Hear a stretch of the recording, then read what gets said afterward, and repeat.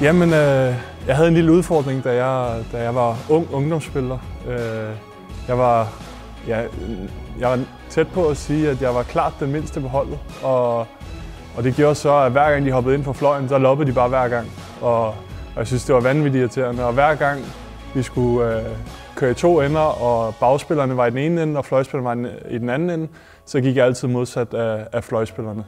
Fordi jeg synes, at det var så pinligt, at de bare loppede den ind på mig hver gang, fordi jeg var så lille. Det er jeg så kommet efter senere hen.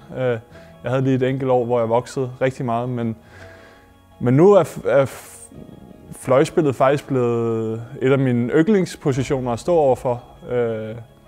Og jeg tror egentlig bare, at jeg forsøgte at kæmpe mig lidt ud af den udfordring, jeg havde med, at jeg ikke rigtig kunne nå boldene.